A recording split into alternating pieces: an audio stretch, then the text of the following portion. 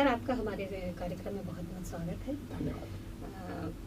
जैसा कि सभी को मालूम है, आप अपनी बात को लेकर के, सवालों जवाबों को लेकर के काफ़ी लोकप्रिय होते जा रहे हैं। अक्सर टीवी में आपको लोग डिबेट में देख रहे हैं, तो उसके लिए मैं आपको एक बार बधाई देना चाहूँगी कि आप जिस तरीके से कार्य कर रहे हैं भाजपा में, काफ़ी अच्छा है आपका काम और काफ़ी सराहनीय कार्य है।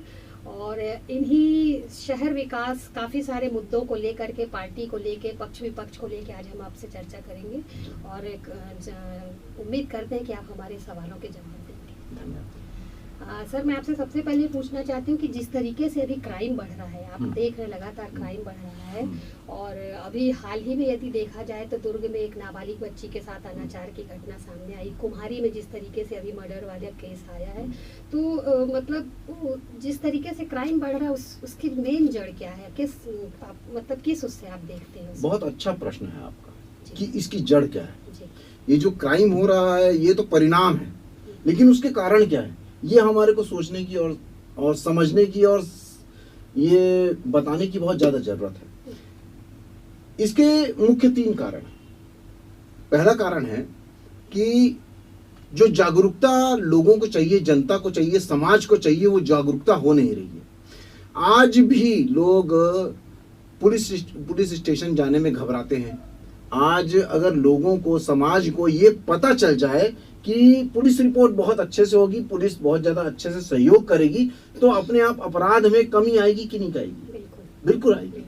आज 2019 से लेकर 2022 में 22 तक 3 लाख अपराध पूरे छत्तीसगढ़ में हो चुके हैं, पंजीबद्ध है। और ये तो पंजीबद्ध है, जो पंजीबद्ध नहीं हुए हैं उसकी संख्या और ज्यादा होगी। आज बिहार को हम पीछे छोड़ चुका है छत्तीसगढ़ अपराध के मामले। 3 दुष्कर्म महिलाओं के साथ रोजाना एवरेज हो रहा है, ये बहुत बड़ी बात है। और एनसीआरबी की रिपोर्ट के हिसाब से लगभग 20% हर साल क्राइम बढ़ रहा है हमारे छत्तीसगढ़ का। ये तो सबसे मेन है जागरूक करवाना कि हम अपराध क्यों होते हैं, लोगों को हम जागरूक कराएं, उसके कारण क्या होते हैं, और ऐसी स्थिति आती है तो हम क्या करें, क्या ना करें। और आपको जब अपराध हो रहा है या कुछ ऐसी घटनाएं घट रही हैं, तो एक आम इंसान का क्या कर्तव्य है, क्या दायित्व है, कैसे वो उससे पचड़े में नहीं फंसेगा, उसको बहुत ज़्यादा आगे परेशानी नहीं होगी। तो ये सब जागरूक करने की बातें हैं। एक हेल्पलाइन नंबर आपने दे दिया है, लेकिन उसको अलग अलग हेल्पलाइन नंबर भी देने की ज़रूरत है। पुलिस स्टेशन के नंबर सार्वजनिक होने चाहिए, सब लोगों को। पुलिस एक व्यवहार, अपने दोस्ताना व्यवहार करे लोगों के साथ। जो रिपोर्ट लिखाने आते हैं बेचारे वो रिपोर्ट ही नहीं लिखा पाते हैं। दूसरा, शराब जैसे जैसे बढ़ते जाएगी वैसे वैसे अपराध बढ़ते जाएंगे। आज की जो भी घटनाएं होती हैं, मैं ये नहीं बोलता हूं कि इस कार्यकाल में 2018 के बाद पहले भी जितने अपराध होते थे, हमारे छत्तीसगढ़ में ऑर्गेनाइज्ड क्राइम कम होता है और हिट एट ए टाइम क्राइम ज्यादा होता है। उसी समय घटनाएं हो जाती हैं, उसी समय आदमी को समझ में नहीं आता है और कर देता है। और आपको आश्चर्य होगा कि जितने भी घटनाएं होती हैं इस टाइप की, तो उसमें से 80% लोग मादक पदार्थ का सेवन करे रहते हैं। मतलब मादक पदार्थ जो है वो सबसे ज्यादा क्राइम को बढ़ाने में वो सपोर्ट कर रहा है। अगर आप घर घर पहुंचाते नहीं शराब, आप शराब में बंदिश लगा देते, तो ये क्राइम कहीं हद तक कम भी होता। तीसरी बात ये है कि पुलिसिंग बजट जो है वो थोड़ा सा ज्यादा होना चाहिए। आज बजट में हम देखते हैं, बजट में हम 22% लगभग इंटरेस्ट पटाते हैं। वीना जी, 22% छत्तीसगढ़ का सिर्फ इंटरेस्ट पटाने में जाता है, जो 91,000 करोड़ छत्तीसगढ़ गवर्नमेंट ने कर्जा लिया हुआ है। जब 2018 तक 40,000 करोड़ था और 51,000 करोड़ एक्स्ट्रा 4 सालों में हो गया। ये 15 सालों की बात बता रहा हूँ। 15 साल में 40,000 करोड़ आया और ये 4 सालों में ये हो गया 51,000 करोड़। आपने ज्यादा ले लिया 22% बजट का। हम इंटरेस्ट पटाते हैं। तो आपके पास मद कहाँ से आएंगे, पैसा कहाँ से आएगा, पुलिस को पैसा कैसे देंगे, पुलिस को यंत्र कैसे देंगे, सीसीटीवी कैमरा कैसे लगाएंगे। जितनी भर्ती होनी चाहिए उतनी भर्तियां नहीं होती हैं आपके पास। जो अभी आज पुलिस है, पुलिस का जो स्टाफ है उनको ओवर काम लिया जाता है, उससे उनको रेस्ट नहीं मिलती है और उससे उनकी वर्किंग कैपेसिटी जो डाउन हो जाती है, वो लोग प्रेशर में रहते हैं, इसीलिए वो अच्छे से पुलिसिंग नहीं कर पाते हैं। ये बहुत सारी चीजें हैं जो पैसे से ही सॉल्व हो सकती है। तो गाड़ियां दी जाए, आप बोलते हैं गश्त नहीं करते, अरे जब मैन पावर नहीं रहेगा, जब यंत्र नहीं रहेंगे, गाड़ियां नहीं रहेंगी, पेट्रोल डलवाने के लिए भी अपने पुलिस अपने जेब से निकाल के पेट्रोल डलवाती है और वहां जाती है। मोबाइल अगर करना है तो वो अपनी जेब का पैसा लगता है उनको।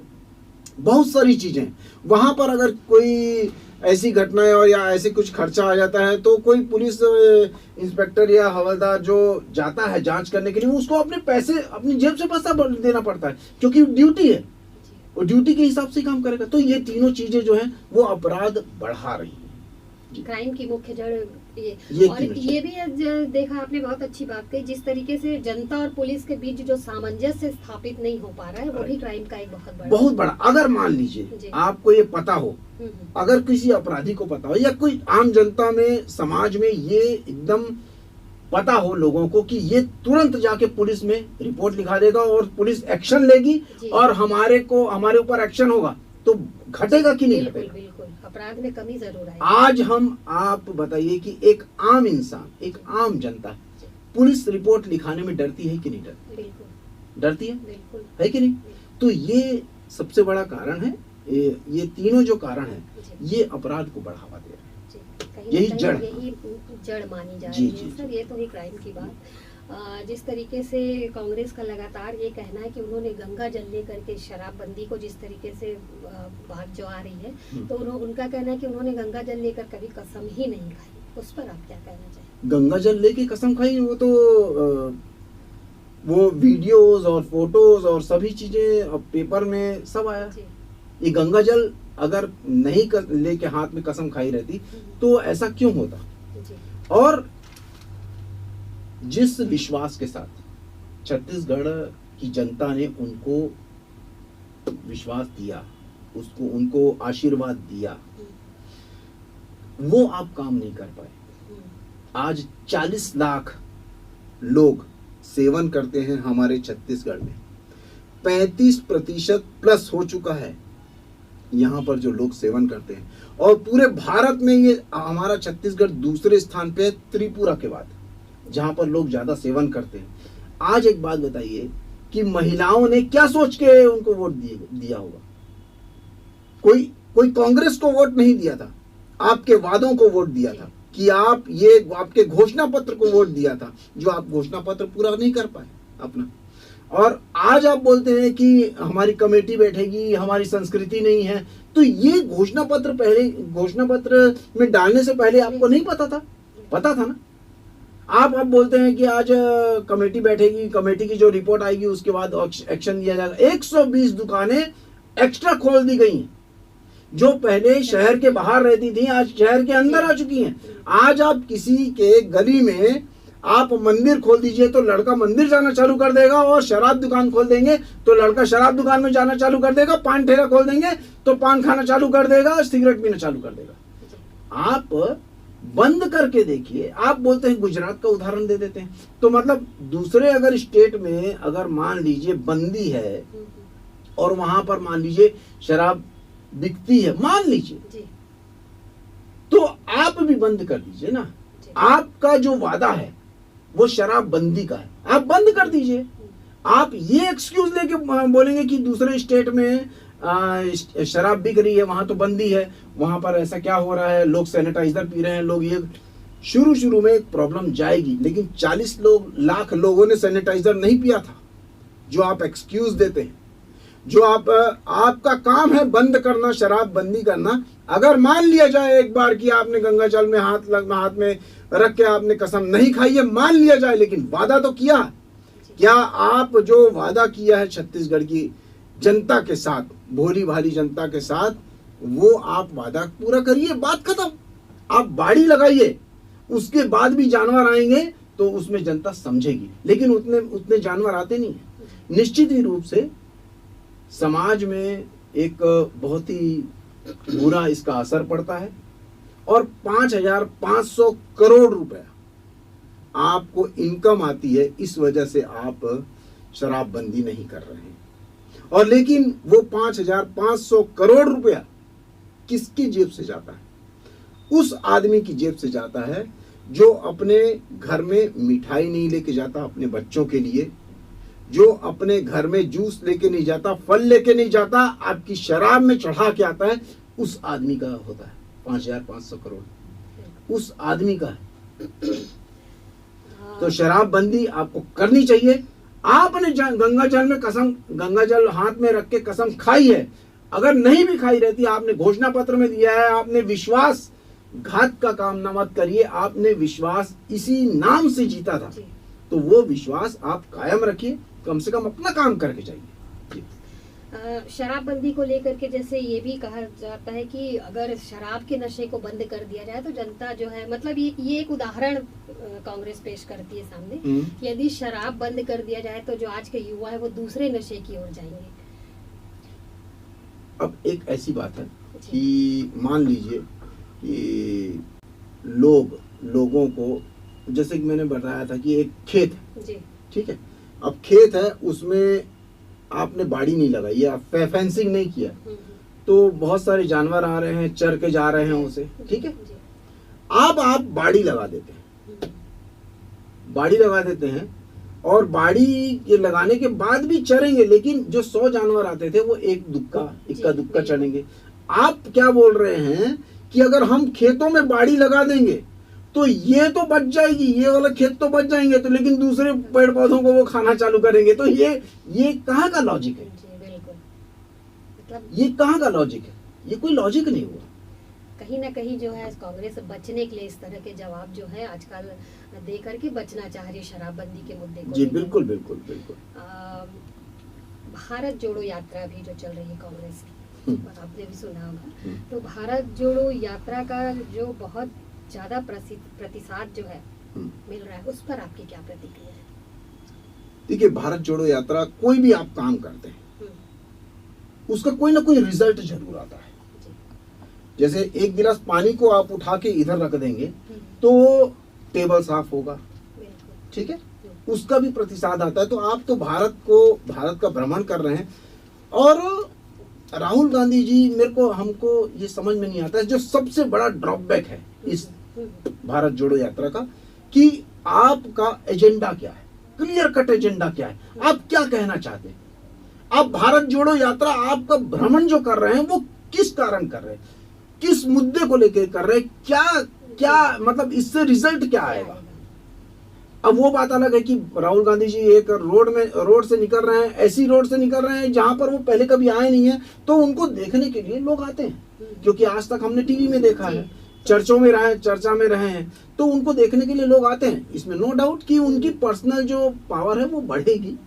और आज तक इतिहास में देखिए कि क्या सत्ता परिवर्तन यात्रा से हुआ है? नहीं हुआ। इसके पहले 1983 में चंद्रशेखर जी जो थे हमारे पूर्व प्रधानमंत्री, उन्होंने 1983 में एक यात्रा करी थी। लोग 4-4 घंटे वहां पर खड़े होके उनको देखने के लिए वो वहां पर रहते थे, और उसके बाद वो यात्रा होती थी, हजारों लोगों की भीड़ रहती थी।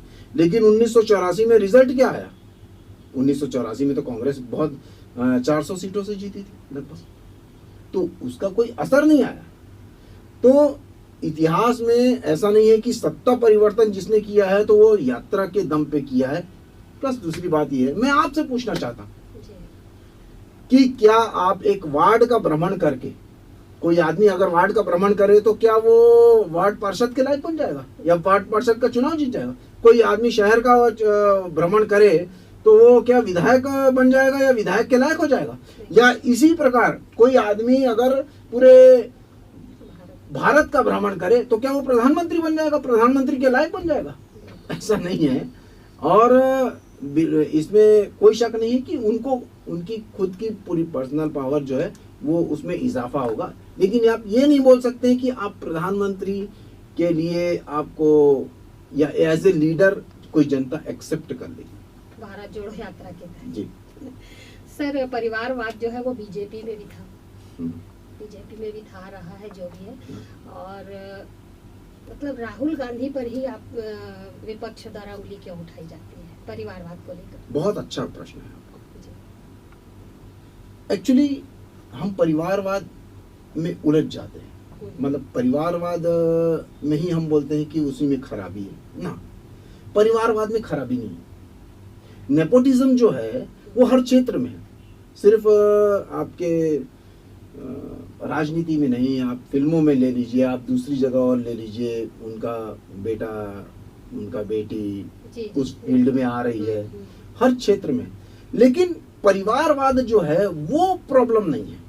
परिवारवाद के बाद जो परिणाम आते हैं वो प्रॉब्लम है। जैसे मान लीजिए कि कलेक्टर का बेटा कलेक्टर बन रहा है, मान लीजिए, तो अगर वो उस लायक नहीं है, वो हैसियत के लायक, वो औकात नहीं रखता है और उसको वो हैसियत दे दी जाए, दो चीजें होती हैं, एक होती है औकात और दूसरी होती है हैसियत। औकात होता है पात्रता और हैसियत होती है पद। अगर आप उस पद के लायक नहीं हो, आपकी पात्रता ही नहीं है, आपकी औकात नहीं है और आपको उस हैसियत में बिठा दिया जाता है, तो आप उस पद में बैठ के क्या उसके लिए जस्टिफाई कर सकेंगे? क्या उसके साथ ईमानदार रह सकेंगे? क्या आपको जो उस पद में बैठ के जो जवाबदारी दी जाएगी, क्या उसको आप ठीक से निभा पाएंगे? क्या आप समाज के लिए, वो पद के लिए जो जरूरी है काम करना, क्या आप वो कर पाएंगे? बिल्कुल नहीं कर पाएंगे। जैसे मैं आपको बताऊं कि हमारे पूर्व प्रधानमंत्री श्री स्वर्गीय जवाहरलाल नेहरू जी, जो सेना का प्रमुख होता है ना, सेना का प्रमुख होता है, उनको जब चयन करना था तो चौथे पायदान में जो आदमी था, व्यक्ति था, उनसे उनके पर्सनल रिलेशन थे। पहले नहीं, दूसरे नहीं, तीसरे नहीं, जो मतलब जो बन सकते थे, आपने चौथे व्यक्ति को आपने उस पद पे बिठाया जो पात्रता नहीं रखता था। पहला वाला पात्रता रखता था, दूसरा वाला भी नहीं, तीसरा वाला भी नहीं, चौथा वाला। उसका परिणाम क्या हुआ कि उस समय रक्षा बजट बहुत कम कर दिया गया, बहुत कम कर दिया गया, सैनिकों को कम कर दिया गया, हथियार कम कर दिए गए, हमारा रक्षा बजट बहुत कम कर दिया गया। उसका परिणाम क्या हुआ कि 1961, उसका परिणाम यह हुआ कि हम चाइना से युद्ध हारे। उस समय वही जो चौथे पायदान में जो व्यक्ति था, जो जिसको सेना प्रमुख बनाया गया था, उसके कार्यकाल में, उसके सानिध्य में हम लोग वो चुनाव हारे, हम लोग वो युद्ध हारे। तो ये नेपोटिज्म का परिणाम है, वो परिणाम पूरा भारत भुगत रहा है। जी। आज जो अमिताभ बच्चन जी हैं, अमिताभ बच्चन जी एक अच्छे कलाकार हैं, एक अच्छा मनोरंजन देते हैं, लेकिन वही पोजिशनल पावर अभिषेक बच्चन के पास है, लेकिन पर्सनल पावर नहीं है उनके पास। तो पर्सनल पावर नहीं होने की वजह से वो ऐसा नहीं काम कर पाते हैं, इसीलिए वो चल नहीं पाए। आपने ला तो दिया, लेकिन आप उसको आगे नहीं बढ़ा पाए। जैसे सुनील गावस्कर का बेटा रोहन गावस्कर, उसको आप ले तो आए, लेकिन वो इंडिया के लिए उतने ज्यादा खेल नहीं पाया, तो उसको फिर हटाना पड़ा। तो ये नेपोटिज्म के परिणामों के बाद जो भुगतती है जनता, जितना बड़ा पद रहेगा, उससे और ज्यादा प्रभाव उस समाज में आएगा, क्योंकि आप उसके लिए आप तैयार नहीं हो, उसके लिए उसके लायक नहीं हो, वो औकात नहीं रखते हो आप। तो कोई भी इंसान अपने आप में सही होता है, लेकिन अगर किसी औकात का नहीं है और उसको हैसियत दे दी जाती है, उसको पद दे दिया जाता है, तब उसको गालियां मिलती हैं। जैसे हमारे बहुत सारे ऐसे हम देखते हैं हम समाज में बहुत सारी ऐसी चीजें देखते हैं जिसका पर्सनल पावर कुछ नहीं होता, औकात नहीं होती है, उसको पोजीशन दे दी जाती है, पद दे दिया जाता है, हैसियत दे दी जाती है, तो उसका असर जो है वो पूरे समाज में पड़ता है जी। और उसके कारण क्या हो